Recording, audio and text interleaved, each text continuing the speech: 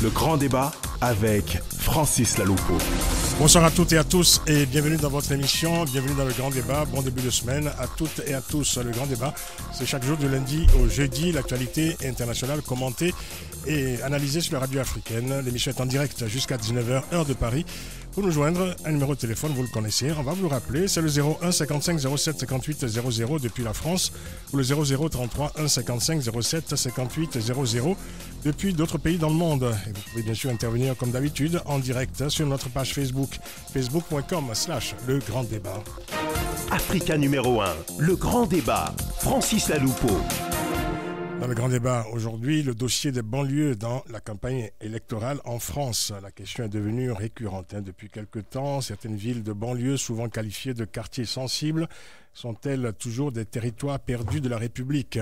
Cette question s'invite une fois encore dans une campagne électorale, alors même que l'actualité est marquée par l'affaire Théo et la dénonciation des violences policières. Il y a quelques mois, Manuel Valls, alors Premier ministre, s'inquiétait d'un apartheid social en France, un terme controversé, mais qui renvoie à une persistante réalité. Les rapports entre la police et ceux qu'on appelle les jeunes de banlieue ne seraient que les symptômes d'une marginalisation continue de certaines catégories de la population. Comment en est-on arrivé là? A-t-on tiré les justes enseignements des émeutes qui ont embrasé en 2005 plusieurs villes de France et entraîné l'instauration d'un état d'urgence? Pourquoi les causes profondes de ce qu'on a appelé le malaise des banlieues sont-elles demeurées malgré les politiques de la ville menées au cours des 3 dernières décennies? Réponse à toutes ces questions et à bien d'autres dans ce grand débat. L'émission est réalisée par Hélène Bizio. Africa numéro 1, le grand débat.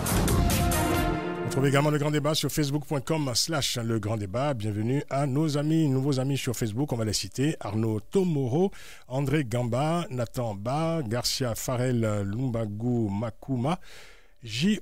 Clavier Ben Dani, voilà, Christophe Sichaayo précisément, Mamadi Kamara, Kolo Zakaria, Saabi Murtala et Mamadou Kondé. Merci d'avoir rejoint la communauté des co-débatteurs du Grand Débat sur facebook.com/le Grand Débat.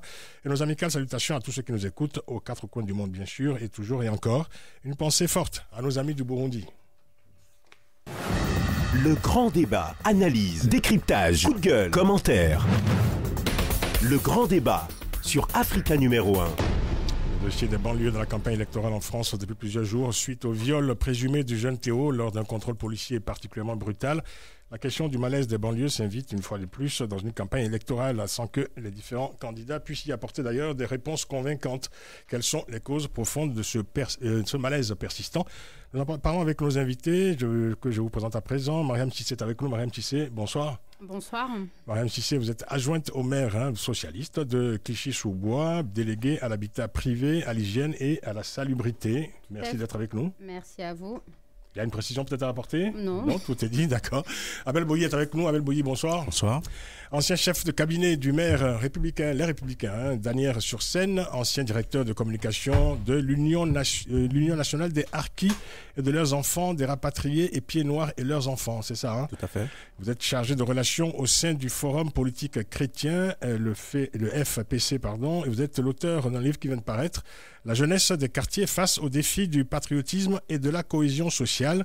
Ça vient de paraître aux éditions chez CID Éditions. CID Publication. CID Publication, merci de le préciser. Samuel Thomas est avec nous. Bonsoir Samuel Thomas. Bonsoir. Samuel Thomas, président de la Fédération nationale de la Maison des Potes. Vous êtes la Maison des Potes, il faut le préciser, a organisé un tour de France unis pour l'égalité, parti de Marseille le 14 novembre 2016, arrivé à Paris le 17 décembre dernier, c'est ça.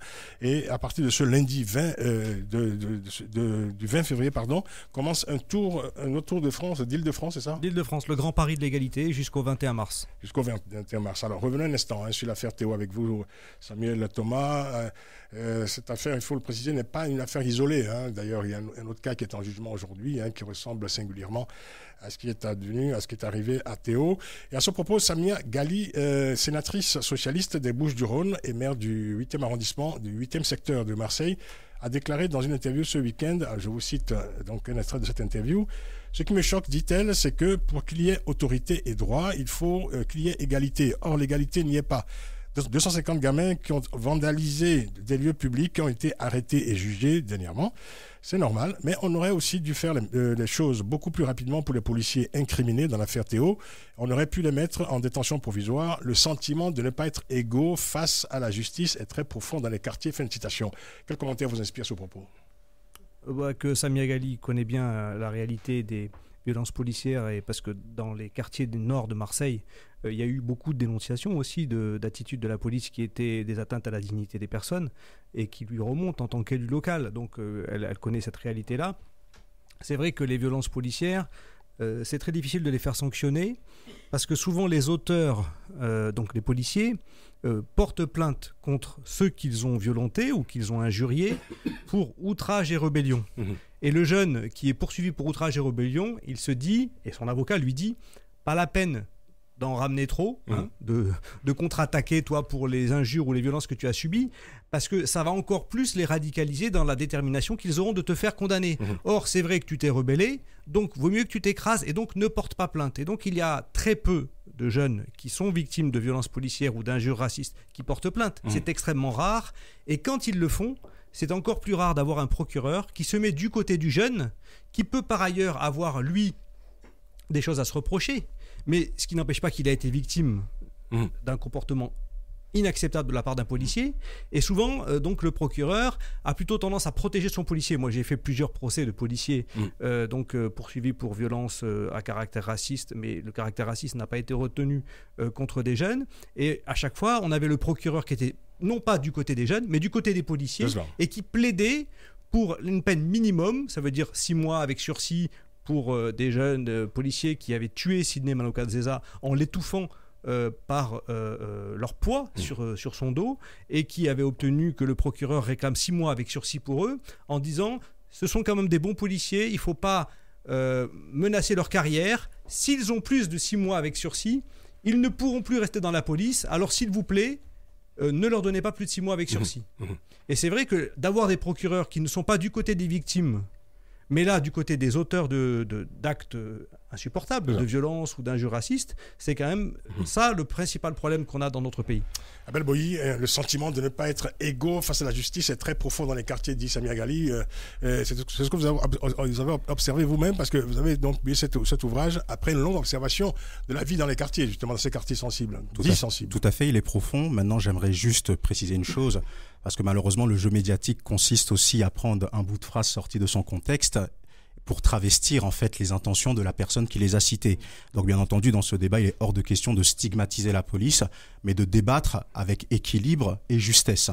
Donc lorsque l'on revient au sujet des violences policières, les violences policières, comme vous venez de le dire, ça commence avant les coups, ça commence par les mots, ça commence par le ton, ça commence par le tutoiement à la place du vouvoiement, ça commence par des insultes qu'il y a de façon récurrente. Beaucoup de jeunes Français noirs sont traités de bamboula, beaucoup de jeunes Français arabes sont traités de bougnoul.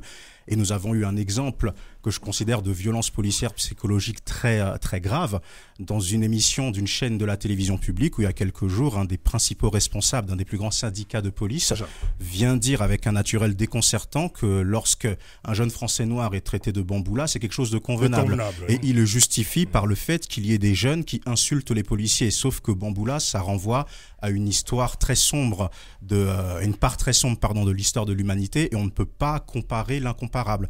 Donc bien entendu, il y a beaucoup de jeunes Français qui ont l'impression d'être traités comme des Français de seconde zone, du fait qu'ils ne seront jamais acceptés du fait de leur couleur de peau, de leur origine sociale, ça c'est une réalité. Et le fait de le dire, ce n'est pas stigmatiser la police, le fait de le dire, ce n'est pas légitimer la violence qui peut se manifester aussi au travers de certains jeunes. Mais il est très important de le notifier, parce que lorsqu'un politique veut se lever pour incarner l'histoire de France, il doit prendre en compte le ressentiment de l'intégralité des Français. Madame Cissé, alors on rappelle depuis quelques jours les émeutes de 2005 qui avaient embrasé plusieurs villes en France. 12 ans plus tard, quels enseignements les pouvoirs publics ont tiré finalement de ces événements ? Peut-être qu'on ne peut pas faire un lien direct entre ce qui s'est passé en 2005. Il n'y a pas de lien, mais il y a comme ça une sorte, je dirais, de toile de fond, disons. Oui, tout à fait. Et pour rebondir sur les propos de Samia Ghali, notamment sur les délais d'examen et de procédure judiciaire, l'affaire Ziad Ebouna à Clichy a mis plus d'une dizaine d'années pour être jugée. C'est absolument inacceptable vis-à-vis des familles qui attendent et qui prennent ce temps-là pour faire leur deuil, par exemple. Les violences qu'ont connues certains quartiers populaires, notamment en Seine-Saint-Denis ces dernières semaines, reflètent aussi une situation très fragile dans nos quartiers populaires, parce que on ne peut plus considérer que les quartiers populaires ne sont pas intégrés, ne font pas partie de la République avec un grand R. Je voudrais aussi redire que, on n'est pas dans les mêmes circonstances. Ce que a connu la France en 2005 avait été, à mon sens, plus fort. Là. Alors, qu'est-ce qui a changé finalement 12 ans plus tard dans ces quartiers? Est-ce qu'il y a des changements notables, vous qui êtes une élue de Clichy-sous-Bois? Est-ce qu'il y a eu des avancées en termes de politique de la ville, par exemple?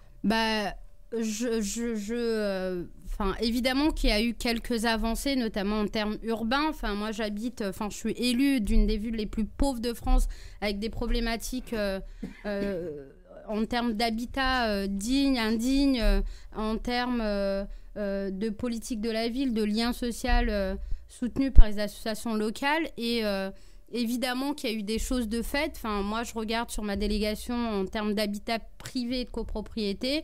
La loi Allure a permis de nouveaux dispositifs qui ont été mis en place par le gouvernement dans cette mandature. Effectivement, les résultats ne sont pas visibles maintenant. C'est vrai que c'est trop long. Il faut qu'on réussisse avec l'ensemble des partenaires institutionnels à mettre en place des choses pour combler la tendance qui se passe pendant que les gens attendent de nouveaux chantiers. Mais un des problèmes récurrents dans ces villes difficiles, dans ces quartiers difficiles à Belboï, oui, c'est la question de l'emploi pour ces jeunes.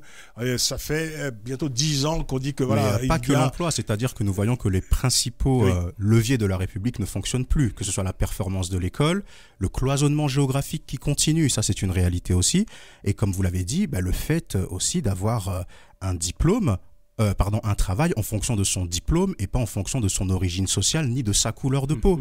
Donc il y a cette problématique-là. Et puis il y a une autre aussi dont on ne parle pas assez, c'est quel est le sentiment de cette part de Français. C'est-à-dire qu'aujourd'hui, il y a même des questions qui se posent par rapport à l'histoire coloniale de la France, avec des confusions, des interrogations, le témoignage des parents, des grands-parents, qui laisse perplexe beaucoup de personnes, ce qui fait que le rapport à l'identité française aujourd'hui se crispe. On en parlait tout à l'heure parce que vous avez fait un diagnostic en soulevant des questions très précises justement, sur lesquelles évidemment on pourrait s'appuyer pour comprendre ce fameux malaise de la banlieue et de la jeunesse en particulier. Tout à fait. Sauf que voilà, quand on parle de jeunesse à Belboï, il y a 30 ans déjà on parlait de la jeunesse, évidemment ceux qui étaient jeunes il y a 30 ans ont pris 30 ans de plus, alors on a l'impression qu'il y a une succession de jeunesse comme ça un peu sacrifiée. Justement, c'est ce que je dis dans mon livre, c'est qu'à chaque fois, il y a ce risque, parmi une part de la jeunesse française, d'être cataloguée de génération sacrifiée. Et malheureusement, ça arrive, on a beaucoup de pertes sur le terrain, parce qu'on ne s'attaque pas vraiment à la réalité des sujets profonds. Samuel Thomas, alors vous avez été vice-président de SOS Racisme de 1998 à 2010. Au cours de cette période, vous avez notamment dirigé l'action de SOS Racisme contre les discriminations. Vous avez fait reconnaître en justice la méthode du testing, le fameux testing. On en parle beaucoup moins d'ailleurs depuis quelques temps. Vous avez même fait condamner de nombreuses entreprises pour discrimination raciale. Alors, une discrimination qui est fortement subie évidemment par des jeunes issus des milieux populaires. Qu'est-ce qui a changé de ce point de vue depuis toutes ces années-là ? Malheureusement, ça n'a pas beaucoup changé. C'est-à-dire que la discrimination reste un phénomène massif. Quand il y a des opérations de testing scientifiques faites par des universitaires, ils constatent un taux de discrimination qui reste très élevé. Quand il y a des enquêtes d'opinion, les gens disent avoir été témoins ou victimes de discrimination plusieurs fois dans les 3 dernières années. Récemment, vous avez vu l'affaire de discrimination dans le milieu de l'immobilier privé avec l'affaire Laforêt, qui avait une mention écrite d'un propriétaire, pas de noir, pas d'étrangers, et qui était finalement relayée après par beaucoup d'agents immobiliers qui disaient bien sûr, j'ai beaucoup de propriétaires qui disent pas de noirs, pas d'étrangers. Et pourquoi est-ce que tout ça a augmenté ? Parce que le Front National a augmenté aussi. C'est-à-dire que quand vous aviez un parti du Front National qui faisait 7,5% et maintenant qui fait 26%, ça veut dire que vous avez un tiers des gens qui considèrent finalement que le racisme, c'est une opinion comme un autre, qu'on peut discriminer parce que même le parti le réclame. La Maison des Potes donc a pris le relais du combat anti-discrimination des SOS Racisme. Et donc nous avons obtenu la levée de l'immunité parlementaire du numéro 2 du Front National qui donc est poursuivi au nom du parti pour avoir réclamé des élus locaux qui mettent en œuvre la préférence nationale. C'est-à-dire que les élus locaux bleu marine ont reçu une injonction du parti de mettre en œuvre la préférence nationale. Donc c'est une injonction à discriminer. C'est ça. Et donc la Maison des Potes a poursuivi et on a obtenu donc la levée de l'immunité parlementaire d'un des dirigeants du FN pour qu'il soit jugé. Et c'est vrai que ce parti-là, aujourd'hui, a le vent en poupe. Donc la discrimination a le vent en poupe aussi. Oui, alors il y a quand même une ambiguïté, hein, parce que quand on parle de préférence nationale, là nous parlons de jeunes qui sont des jeunes français en fait. Hein. Alors on a l'impression que finalement la question n'est plus la question de la citoyenneté, mais que c'est une question purement ethnique, quoi, parce que si la préférence nationale s'applique à des jeunes issus de l'immigration, comme l'on dit, qui soient évidemment issus de parents africains ou maghrébins, là on n'est plus du tout dans le domaine de la préférence nationale, on est dans le domaine du racisme pur. Oui, mais vous savez que la préférence nationale, c'est de préférer quelqu'un qui ressemble à un Français, pas uniquement quelqu'un qui est français. Quand ils commettent la discrimination, c'est vous avez l'air de ne pas être français. Et quand il y a un contrôle d'identité au faciès, c'est vous avez l'air d'être un étranger sans papier. Vous dites désolé, mais moi je suis français depuis 2 siècles, de par mes parents, mes arrière-grands-parents. Ah oui, mais vous avez la tête d'un étranger. Bon, donc on sait très bien que préférence nationale, ça veut dire discrimination raciale. Maintenant, je voudrais juste revenir sur quelque chose qui me semble important. La discrimination à l'embauche. Il y avait eu une avancée il y a 10 ans, donc on avait fait voter la nuit au Sénat un amendement à la loi égalité des chances du 31 mars 2006 qui disait on va mettre en œuvre le CV anonyme. C'était juste après les émeutes. Et c'était Dominique de Villepin qui avait dit bon, il faut quand même que j'accepte cette revendication-là. Il y a eu les émeutes il y a 6 mois. On va faire quelque chose d'un peu significatif pour que ces jeunes aient un espoir. Personne n'a voulu prendre le décret d'application. La Maison des Potes a fait condamner le gouvernement devant le Conseil d'État pour qu'il prenne ce décret d'application. Le gouvernement a préféré retirer l'obligation du CV anonyme de la loi du 31 mars 2006 pour ne pas avoir à prendre de décret d'application.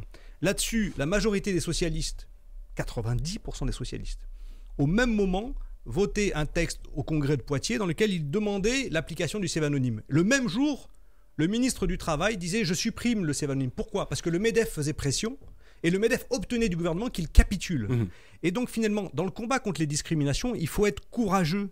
On ne peut pas dire dans des discours aux jeunes « l'égalité, je vous la promets », et derrière, quand il faut l'appliquer, se plier au patronat. Le patronat dit « désolé, mais moi, laisse-moi la marge de manœuvre que je veux pouvoir embaucher qui je veux, comme je veux, quand je veux. » Bon. Donc il y a vraiment eu le sentiment, pour les antiracistes, que la lutte contre les discriminations, c'était des mots. Ça ne se traduisait pas par des procès, pas par des mesures coercitives auprès des entreprises, pas par des testings qui aboutissaient à des procès, mais des testings qui aboutissaient à des diagnostics sociologiques. Et il y a quelque part un sentiment de la part de l'ensemble du corps associatif antiraciste d'avoir été floué durant ces dernières années par des politiques qui n'ont pas tenu leurs promesses. Abel Boilly. C'est très juste ce que vous dites et c'est vrai que le corps politique dans son ensemble, parce que ce sujet, ce n'est pas un concours de beauté entre la droite et la gauche, c'est quelque chose qui transcende les clivages. Les politiques ne s'appuient pas assez sur le tissu associatif sur le terrain. Ça, c'est une réalité. Deuxièmement, par rapport à ce que vous disiez tout à l'heure, c'est vrai qu'aujourd'hui, nous sommes dans une situation où sur le même territoire, il y a plusieurs Frances qui se regardent avec méfiance. Et parmi celles-ci, la jeunesse des quartiers populaires concentre un grand nombre de ces méfiances, de ces craintes, voire du mépris qui gangrène notre pays. Et aujourd'hui, même le terme immigration est vu comme quelque chose de vulgaire. Alors négatif. Que l'immigration, ça fait partie de l'histoire de France. Donc ce n'est pas une insulte. Donc il faut vraiment se poser les vraies questions. C'est quelque chose que je répète, mais il est très important parce que la démarche politique, c'est d'abord une démarche pédagogique, voire psychologique. Et lorsque on met, une charpe de plomb sur un ressenti de millions de Français, parce que c'est la réalité, il ne faut pas s'étonner qu'il puisse y avoir des débordements au bout d'un moment. Est-ce qu'on peut aller jusqu'à dire, parce que vous évoquez tout à l'heure, Samuel Thomas, la montée du Front National, qui est un indicateur tout à fait intéressant par rapport à ces questions sociales. Est-ce qu'on peut parler d'une banalisation de la discrimination depuis quelques années, Abel Boilly ? Moi, je ne sais pas si on peut parler d'une banalisation. La réalité, c'est que l'explosion des réseaux sociaux a permis l'émancipation d'une certaines idées pas très catholiques, si vous me permettez l'expression. Mais je pense que ces idées étaient déjà là depuis un long moment, parce que comme je disais tout à l'heure, lorsque l'on prend le témoignage des parents, les témoignages des parents, des grands-parents, beaucoup de choses qui se disaient dans le secret finissent sur la place publique. Je vais vous donner un exemple très simple qui ne concerne pas un réseau social, mais une expérience de terrain. J'ai 3 enfants. Ma fille, la première fois qu'elle entend la phrase « Je n'aime pas les Noirs », c'est en 2e section de maternelle, à l'âge de 3 ans et demi, par un autre enfant. Est-ce que moi, je vais en vouloir au petit pitchoun qui lui a dit ça? Non. Mais cet enfant, il a entendu ça quelque part. Voilà. Donc, on se retrouve même dans une situation où pour les Français noirs, les Français arabes, les Français d'origine asiatique, on se retrouve même à briefer nos enfants, pour beaucoup, à dire « Attention, si on te dit ça, ne fais pas attention. Attention, si un policier t'interpelle dans la rue, surtout, tu te comportes bien, tu parles doucement. » On ne devrait pas avoir à parler comme ça dans le pays des droits de l'homme. C'est triste comme situation. Madame Cissé, un mot? Non? Sur le sentiment d'appartenance, notamment dans les quartiers populaires, effectivement que tous les actes discriminatoires liés à l'emploi, au logement, au transport aussi, on n'en parle pas assez, mais c'est aussi une discrimination d'habiter dans un territoire où il n'y a pas de transport, pose un certain nombre de questions. Et je crois que à l'occasion de l'élection présidentielle, on va encore une fois reposer les mêmes questions. On a 2 mois quand même de cette présidentielle et ce débat n'est pas très présent, je dirais, justement, c'est ce que j'allais dire. Dans les meetings et dans la parole électorale. Il y a quelques jours, enfin plutôt il y a quelques jours avant l'affaire Théo, donc je m'offusquais avec des amis que justement le sujet de cette jeunesse des quartiers ne soit pas mis en avant. On était en train de se dire que c'est quand même une présidentielle assez exceptionnelle parce que l'on n'en parle pas. Il a fallu l'affaire Théo pour que ça vienne sur le devant de la scène, c'est-à-dire que le corps politique est toujours dans la réaction. Or, les situations dont nous parlons, ce sont des situations qui se passent au quotidien parce que pour une situation médiatisée, combien d'injustices qui se passent en toute impunité tous les jours. Donc le corps politique dans son ensemble doit faire vraiment attention. Pourquoi? Parce que la jeunesse, c'est l'avenir d'une nation. Et la jeunesse, l'une des particularités de ses revendications, c'est qu'elle demande à s'exprimer. Et lorsque l'on empêche de s'exprimer, on s'expose à la manifestation de sa folie. La parole du politique est quand même essentielle dans cette affaire parce que quand on a entendu François Fillon, par exemple, ramener, je dirais, au devant de la scène, si je puis dire, la question de l'âge légal, c'est ça? Oui, mais on est toujours de l'âge pénal, pardon, de la majorité pénale. On s'est dit, mais finalement, c'était quand même un clin d'œil, je veux dire, très appuyé. On voyait de quel côté, évidemment, il dirigeait son regard, parce que à ce moment-là, il fallait surtout condamner les violences policières qui ont été infligées notamment au jeune Théo, et non pas, je veux dire, déplacer la question, le curseur, pour stigmatiser à nouveau d'éventuels sauvages, comme il disait lui-même, en abaissant l'âge pénal. Écoutez, je suis tout à fait d'accord avec vous. Comme je vous ai dit tout à l'heure, ce sujet, c'est pas un concours de beauté entre la droite et la gauche. François Hollande avait dit en 2012, je demande à être jugé sur un seul critère, à savoir est-ce que les jeunes vivront mieux en 2017 qu'en 2012. Terrible. Donc la réalité, c'est que c'est la classe politique entière qui a échoué vis-à-vis de ce sujet-là. Et effectivement, il ne fallait pas condamner les manifestations qui ont été faites dans un esprit de solidarité en faveur de Théo, parce que c'était une bonne chose. Et aussi, il faut notifier quand même le caractère et le comportement exemplaire de Théo, de sa famille. On peut parler aussi de la famille d'Adama Traoré qui continue de se battre pour que justice soit faite et que la lumière soit mise sur les conditions du décès d'Adama. Ça va mieux en le disant, comme on dit, venant de quelqu'un de chez les Républicains. On marque une pause et on continue d'en parler après la publicité. Le dossier des banlieues dans la campagne électorale avec nos invités Samuel Thomas, Abel Boyi et Mariam Cissé. A tout de suite, ne partez pas. Le grand débat, 18h, 19h, avec Francis Laloupeau sur Africa numéro 1. Le dossier des banlieues dans la campagne électorale en France, nous en parlons avec nos invités. Mariam Cissé, adjointe au maire PS de Clichy-sous-Bois, déléguée à l'habitat privé, à l'hygiène et à la salubrité. Abel Boyi est avec nous, ancien chef de cabinet du maire Les Républicains d'Asnières-sur-Seine, chargé de relations au sein du Forum politique chrétien. Il vient de publier La jeunesse des quartiers face aux défis du patrimoine et de la cohésion sociale. Du patriotisme et de la cohésion sociale chez SID Publication. Exactement. Samuel Thomas est avec nous, président de la Fédération nationale de la Maison des Potes. Samuel Thomas, vous voulez intervenir suite aux propos de Abel Boyi et de Mariam Cissé. C'était par rapport à la réalité du tissu associatif dans les quartiers et de ceux qui font un travail d'éducateurs auprès des jeunes pour justement les aider à faire face aux difficultés qu'ils rencontrent dans les relations avec la police, pour les aider à faire face aux difficultés qu'ils rencontrent pour trouver un travail, etc. Il y a des acteurs associatifs qui sont les éducateurs d'anciens temps. C'est des associations, c'est pas forcément des éducateurs spécialisés qui appartiennent au club de prévention du conseil départemental ou de la commune, mais des gens qui font un travail auprès des jeunes pour leur dire voilà, si tu fais des efforts, tu seras récompensé et on va t'aider. Ces gens-là ont, depuis des années réclamé des moyens. Les acteurs associatifs ont réclamé des moyens en disant on ne peut pas être, nous, dans le précaire, être des vacataires, avoir des contrats très mal payés qui ne nous permettent pas de nous projeter dans la durée et en même temps être ceux qui sont des référents dans les quartiers. Bon. L'État avait promis des moyens aux associations. Avant l'arrivée de la gauche au pouvoir, on avait dit les associations, vous allez être renforcées considérablement. Ça n'a pas été fait du tout. Les emplois qui étaient donnés par la région Île-de-France, par exemple, aux associations vont être supprimés par la nouvelle direction de la région Île-de-France qui supprime les emplois à tremplin. Donc on va encore plus mettre ces associations en danger, alors qu'elles jouent un rôle essentiel. Quand on veut éviter des émeutes, convoquer un rassemblement pour dénoncer une injustice, ça doit être encadré. Ceux qui ont la capacité d'encadrement, ce n'est pas les mosquées, c'est les associations.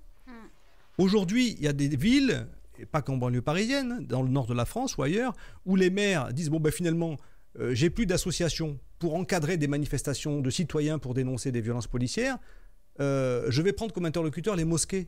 C'est-à-dire qu'on dit, on tire un trait sur le milieu des associations d'éducation populaire qui font ce travail-là. C'est un travail essentiel. Si on ne donne pas les moyens à ces associations-là, dans toutes les périodes de désespoir, on aboutit à des émeutes. Et les émeutes font monter le Front National. Il faut bien se réaliser ça. Donner ou pas ces moyens aux associations, c'est un choix politique. Il se fait ou il ne se fait pas, ce choix politique. Voilà. Et il faut accepter de donner des moyens à des associations qu'on ne contrôle pas. Et c'est souvent ça que les élus n'arrivent pas à faire. Ils espèrent que les associations vont être dociles. Alors qu'une association, si elle veut permettre aux jeunes de s'exprimer pour dénoncer des injustices, elle doit avoir une marge de manœuvre pour dénoncer ces injustices. Amel Boilly, alors, je rappelle le titre de votre ouvrage, La jeunesse des quartiers face aux défis du patriotisme et de la cohésion sociale. Alors, vous établissez dans cet ouvrage un diagnostic du mal-être de la jeunesse des quartiers. Diagnostic qui, selon vous, porte sur quelques questions cruciales. Alors, je vais les citer. Et alors, première question, qu'est-ce qu'être français aujourd'hui? Autre question, comment développer le sentiment d'appartenance à la mère patrie? Existe-t-il un lien entre la culture et le développement? Vous parlez des questions du chômage de masse, de l'échec scolaire. Et puis là, j'ai un peu sursauté parce qu'il y a deux autres questions qui arrivent après. Vous me direz évidemment la cohérence la cohérence de toutes ces questions-là. Quelle doit être la place des religions de la France de demain? Et quid des racines chrétiennes de la France? Alors, dites-nous. Je ne vois pas où est la contradiction. Non, il n'y a pas de contradiction. Je veux juste que vous fassiez le lien entre la question de la religion. Est-ce qu'aujourd'hui, la question de la religion est centrale? Est-ce que c'est un paramètre politique essentiel? Le fait religieux dans le débat politique aujourd'hui doit être abordé. Parce que lorsque vous voyez des jeunes dans une période de la vie où on veut vivre, où on veut s'amuser, où on veut s'émanciper, qui sont prêts à mourir pour des raisons fallacieuses que nous condamnons tous, il faut en parler sans tabou. C'est comme je disais tout à l'heure pour l'histoire coloniale de la France. Et à force de dire que oui, la religion, c'est uniquement dans le domaine du privé, parce que nous sommes dans un pays laïque et qu'il ne faut pas en parler, ça farde la réalité. Et c'est vrai que, comme disait monsieur tout à l'heure, je répète que le milieu politique ne s'appuie pas assez sur le tissu associatif, mais aussi je trouve que les médias ne donnent pas assez la parole aux personnes qui sont sur le terrain. Souvent, nous avons sur les plateaux télé tout un tas de professionnels dont l'étymologie finit par sien, log, tic ou autre, et ils donnent des analyses seulement dans une perspective analytique, mais pas dans une perspective de résolution de la situation. Et la réalité, c'est que ça atténue toujours ce que ressentent les populations sur le terrain. C'est une réalité. Et la religion donc? Oui, comme je dis, il faut pouvoir en parler. Quand vous dites quid des racines chrétiennes de la France, voilà. Aujourd'hui, il faut pouvoir poser le débat en France de quelle laïcité voulons-nous? Est-ce que nous sommes dans une laïcité, je dirais, littérale du terme, où on ne parle d'aucune religion sur la place publique et on interdit tous les signes religieux quelles que soient les convictions, ou est-ce que on peut quand même se rendre compte que le fait religieux peut quand même apporter des valeurs? Qu'est-ce que l'on met dans le débat public? Qu'est-ce que l'on ne met pas? Parce qu'on reste bien entendu dans le domaine de la conviction personnelle, puisque la laïcité, c'est la liberté de croire et de ne pas croire. Mais le fait de ne pas poser le débat, c'est un gravissime problème, parce qu'aujourd'hui, nous voyons qu'il y a des déséquilibres dans certaines villes. Donc voilà, au niveau il y a du clientélisme religieux qui est fait. Il n'est pas rare que dans des villes, même à l'approche d'élections locales, les élus ou ceux qui se positionnent pour l'être, déjà, ils réfléchissent en termes du vote blanc, du vote noir, du vote musulman, du vote asiatique ou autre, mais aussi à des discussions, le vote musulman, le vote chrétien, le vote ceci. Ce sont des questions qui ont lieu dans les bureaux. Donc, il faut le poser dans le débat public de façon juste et équitable. Mariam Cissé, je vous ai vu acquiescer. Oui, peut-être sur la question des religions dans le débat politique, est-ce qu'on ne doit pas se demander si la laïcité peut-être évoluer à l'ère... Il faut poser le débat. Il faut poser le débat. Voilà, sinon, on et reste notamment dans le déni de réalité. La question du financement des lieux de culte se pose aussi. À un moment, on ne peut pas dire qu'une mosquée dans un territoire ne peut pas être financée par des fonds publics, alors même que dans mon budget communal, on a voté l'an dernier 1,4 million pour restaurer l'église communale.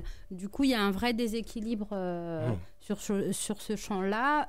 C'est vrai que certaines choses ont été mises en place, mais ça ne suffit pas. On ne va pas assez loin dans la distinction qu'on fait entre le privé du public sur comment on conçoit la mise en place de son culte dans la République, et ça, c'est une vraie question. La question doit être posée, dit Abel Boyer, mais comment la pose-t-on? Parce qu'évidemment, cette question, quand même, je veux dire, travaille même, je dirais, tous les courants politiques aujourd'hui. Et chacun y va de son refrain, quand même. Le refrain du Front National n'est pas celui du Parti Socialiste, par exemple. La question est quand même évoquée et posée. Que nous dit finalement la place de la religion aujourd'hui sur l'état de la société française, Samuel Thomas? En fait, je crois qu'il y a une bonne partie de la population qui affirme son identité religieuse pour en même temps se protéger de ce sentiment d'être mis à l'écart, de ne pas avoir sa place dans la société française. Donc on réaffirme son identité en disant désolé, moi au moins j'ai une solidarité communautaire qui me permet de faire face à cette société qui me martyrise, qui me méprise, qui me rejette. Donc je me replie sur ma communauté religieuse, et à un moment donné, c'est une sécurité pour les gens, c'est de dire ouf, quelque part il y a un réconfort, et ce réconfort-là, puisqu'on ne fournit pas les éducateurs pour le fournir, on va dire c'est quand même normal que les églises ou les évangélistes ou les mosquées le fournissent. Maintenant, donc, je ne suis pas, moi, pour dire que les organisations à caractère religieux doivent remplacer les associations d'éducation populaire.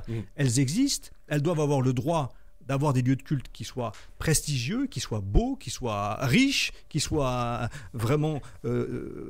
qui valorise la religion concernée. Et c'est vrai que la question des financements est posée depuis des dizaines d'années. Le fait qu'il y ait normalement une fondation d'État qui rassemble tous les fonds venus de l'étranger ou venus de France et qui ensuite redistribue cet argent pour financer des lieux de culte, pour éviter qu'un lieu soit financé par une puissance étrangère, mais qu'il puisse y avoir de l'argent qui vient de l'étranger dans une fondation qui après redistribue l'argent à tous les lieux de culte sans avoir de lien d'inféodation, d'être inféodé à tel ou tel pays. Il y avait des propositions qui avaient été mises en œuvre. Bon, maintenant, pourquoi est-ce que ça avance pas? Parce qu'il y a aussi des organisations religieuses qui sont extrêmement sectaires, c'est comme dans le milieu politique, qui se détestent les unes contre les autres, avec des replis non pas communautaires au sens de la grande oumma, de la grande communauté, mais d'une clique contre une autre clique, contre une autre clique, qui veut garder la main sur ces mosquées pour éviter qu'elles partent dans une autre mouvance. Et c'est vrai que c'est ça le principal problème aujourd'hui pour un certain nombre de communes pour le financement. Maintenant, je voulais juste faire le clin d'œil entre deux sujets. Désolé de t'interrompre, il y a la question de la gouvernance dans ces mosquées, la gouvernance. Qui gère la mosquée? Nous, à Clichy, on a un projet de grande mosquée depuis bientôt 10 ans qui n'a pas évolué parce que personne ne se met autour de la table et ne sont pas d'accord pour savoir si c'est telle ou telle communauté qui va la gérer. Et ça, c'est une vraie question. Je vais juste citer le livre de Abel Boyer qui, évidemment, va un peu dans le sens de ce que vous venez de dire. Et il écrit, en effet, le communautarisme est un repli identitaire de survie culturelle quand les leviers de l'identification à la culture française ne marchent plus. Fin de citation. C'est quand même le symptôme de quelque chose qui ne va pas. Je veux dire que société aujourd'hui qui est en panne, en tout cas sur le plan politique. En tout cas, si la politique n'apporte plus les réponses nécessaires à la société et qu'il y a ce repli identitaire, voire religieux, ça veut dire quand même que la solution n'est pas forcément dans le repli religieux, il est justement dans la rupture avec le repli religieux. Oui, mais si on veut casser justement les logiques de ségrégation urbaine qui engendrent des replis communautaires, quand on a le sentiment d'être exclu du reste de la ville et d'être reclus dans un territoire particulier, et ben finalement on va finir par vivre avec ceux qui sont dans ce territoire particulier, qui sont tous, admettons, d'origine africaine ou maghrébine, et vivre ensemble et finalement se recroqueviller sur ce petit morceau de la communauté nationale. Alors que si on n'était pas dans la ségrégation urbaine, qu'on pouvait aller habiter là où on veut sans discrimination, eh bien il n'y aurait pas nécessité d'aller se recroqueviller. Le petit clin d'œil que je voulais faire tout à l'heure, faites-le rapidement, entre l'histoire de la civilisation chrétienne d'un côté et puis le petit mot qu'on a eu sur le colonialisme. Parce qu'il ne faut pas oublier que certains disent qu'aujourd'hui que le colonialisme n'était pas un crime contre l'humanité. Mais le colonialisme, pour pouvoir commettre ce crime contre l'humanité, s'est appuyé sur la religion et a utilisé la religion pour propager une domination coloniale. Et donc il faut répandre la religion chrétienne par tout moyen, par la force si nécessaire. Donc il y a bien un lien entre les deux, entre le colonialisme et la volonté d'hégémonie d'une religion. Maintenant, je voudrais apporter une nuance. C'est que toutes les personnes qui vivent leur foi, qu'ils soient chrétiens, musulmans ou autres, ne se communautarisent pas non plus. C'est pour ça qu'il faut faire très attention aux mots. Et deuxièmement, par rapport à la question que vous posez, il faut se poser la question de quelle laïcité voulons-nous dans la France du 21e siècle. Vous avez la réponse ? Il faut débattre. Je pose le débat, en tout cas. Vous posez le débat. Je pose le débat. Autre question que vous soulevez dans votre ouvrage, et on en parle beaucoup depuis des années. Alors, ce sont des mots magiques comme ça qui traversent un peu tous ces débats. C'est le mot intégration, justement. Alors, que recouvre ce mot précisément ? Parce que, est-ce que c'est pas finalement le refus persistant de considérer ces jeunes Français qu'on dit issus de l'immigration comme des Français à part entière ? Écoutez, parce que qui veut-on intégrer ? Intégrer à quoi ? Moi, je vais redire tout simplement ce que je développe dans le livre. Les politiques s'en mêlent les pinceaux dans des débats à chaque fois lorsque le sujet de l'intégration ou de l'assimilation est mis sur le devant de la scène. Oui. Donc l'intégration, nous voyons les limites parce qu'on ne sait pas trop qui ça vise au final. Exactement. Parce que moi, je suis né en France, je suis français. Est-ce que je dois passer par le principe de l'intégration ? Quels sont les critères ? Est-ce qu'il y a un test ? Est-ce qu'il y a un examen de passage ? L'assimilation, c'est très compliqué. Je n'y vais pas par quatre chemins. Pour moi, l'assimilation, c'est la prolongation de l'esprit colonialiste. C'est-à-dire qu'au bout d'un moment, on vous demande de vous couper de vos racines, chose qu'on ne peut pas. Et je vais prendre un exemple très simple au niveau des dom-toms. Je reviens de la Martinique il y a quelques semaines. Bonjour à tous mes amis martiniquais qui nous écoutent d'ailleurs ce soir et je n'oublie pas les autres. Voilà, vous avez des Noirs qu'on a pris en Afrique, à qui on a donné des noms très français, mais aujourd'hui, on a voulu les faire rentrer dans un principe d'assimilation, mais nous voyons les limites de ce concept. Aujourd'hui, quel est le sujet qui brûle là-bas ? C'est le besoin d'indépendance et la restitution des terres toujours exploitées par les descendants des esclavagistes. Il faut le dire, le rappeler, c'est vrai que le terme assimilation est fortement, essentiellement associé à l'œuvre coloniale. Et c'est pour ça que lorsque je disais tout à l'heure que la démarche politique est d'abord une démarche pédagogique, la langue française, c'est la plus belle langue du monde. Donc nous devons faire attention aux mots que nous utilisons. C'est pour ça que j'estime à titre personnel que le grand défi de la France du 21e siècle, ce ne sera pas l'intégration, ce ne sera pas l'assimilation, mais ce sera l'inclusion sociale. Voilà. Vous parlez d'inclusion sociale, évidemment. Vous parlez également de population multiculturelle par opposition à la diversité. Ce sont des mots comme ça qui traversent évidemment ces débats. On vient de parler de l'intégration. On parlera de la question de la diversité après la publicité. De 18h jusqu'à 19h, le grand débat avec Francis Laloupeau sur Africa numéro 1. Le dossier des banlieues dans la campagne électorale en France. Nos invités pour en parler, Samuel Thomas, Abel Boyi, Mariam Cissé. Alors, parlant de ce terme diversité, alors on va parler d'intégration évidemment, avec les limites évidemment de ce mot, parce que est-ce qu'on peut logiquement estimer qu'un jeune né en France, donc français, ne serait pas suffisamment intégré sous prétexte qu'il serait issu de parents immigrés? La question il n'y a toujours pas de réponse à cette question, parce que dans les discours des politiques, c'est vrai qu'il y a cette espèce de confusion comme ça. On parle de jeunes pas intégrés, etc. Ce sont des Français, quoi. Alors il y a ce terme diversité, Abel Boyi, que vous abordez également dans votre ouvrage. Vous préférez d'ailleurs à ce terme celui de multiculturel. Pourquoi ce besoin de nommer systématiquement certaines personnes pour distinguer, je dirais, différentes catégories de Français? Dans une situation normale, il n'y aurait pas besoin de nommer. Bah oui. Nous sommes tous Français. Maintenant, moi, je dénonce l'expression français issu de la diversité. Pourquoi ? Moi, oui, la France, le peuple, c'est la diversité, mais y compris le français blanc. Bien sûr. Et la réalité, c'est que la promotion du terme français issu de la diversité a permis l'émancipation de l'expression français de souche, ce qui induit une classification entre des Français. Les Français de souche seraient les vrais Français et les Français issus de la diversité seraient des faux Français.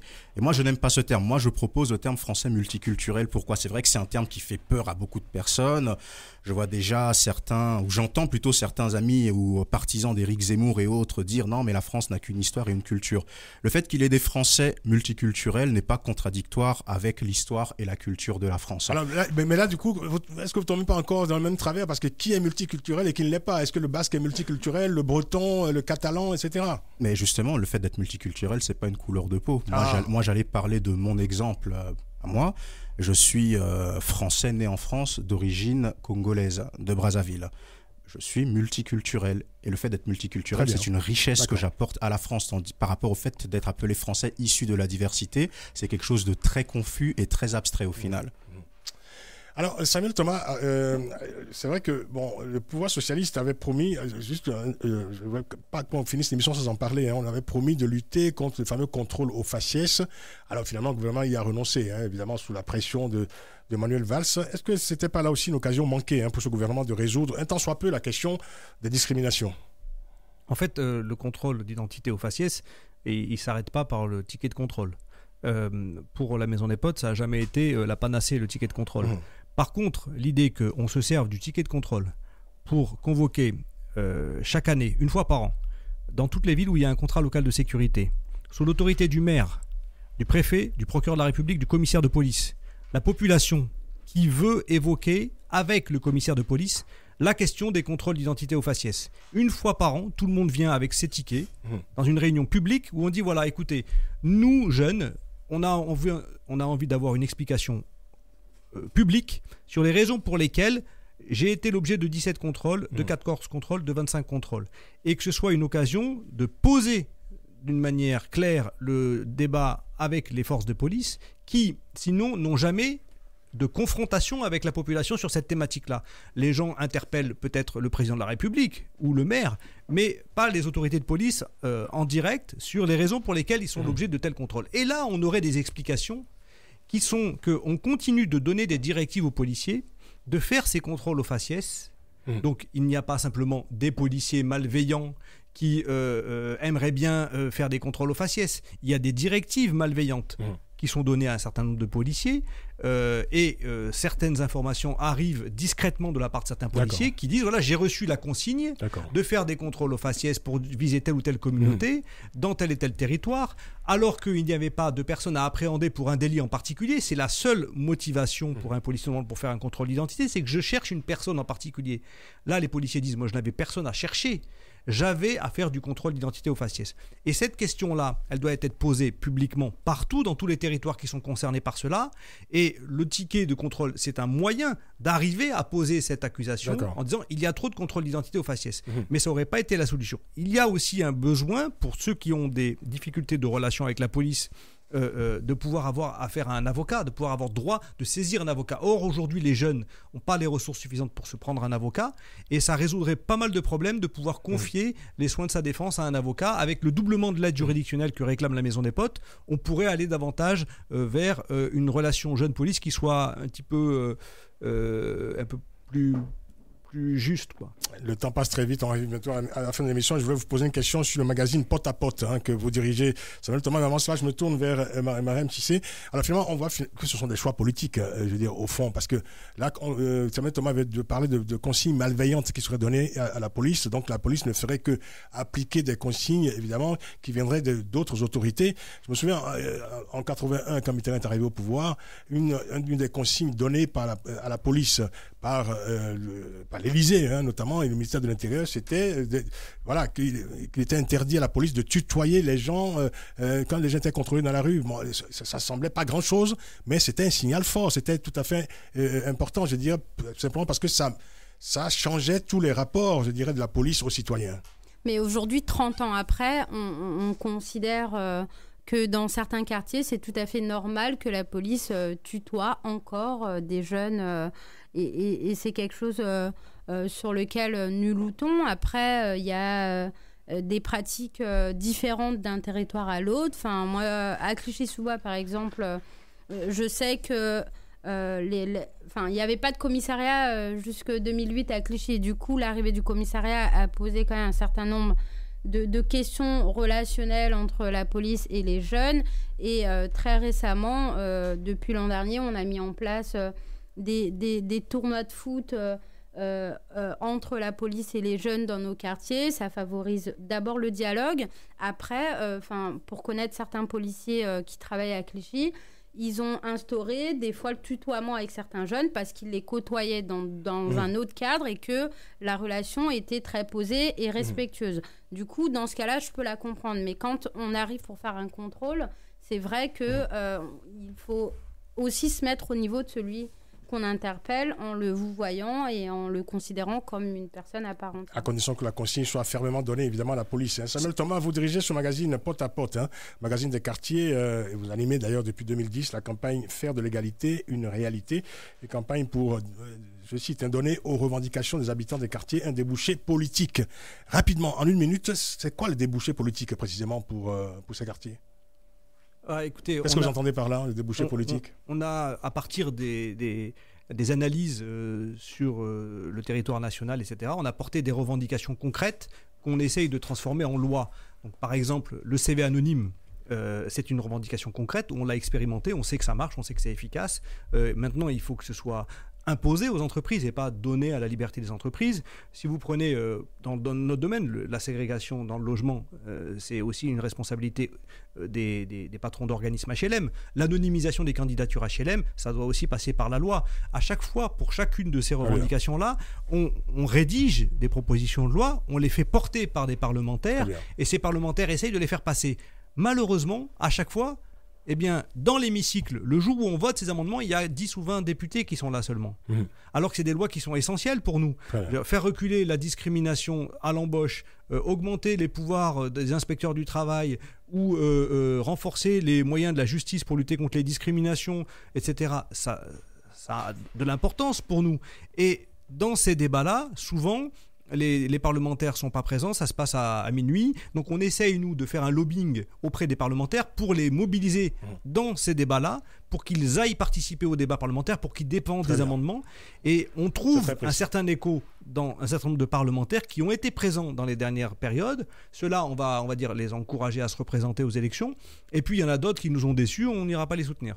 Merci Samuel Thomas, c'est très clair et très précis.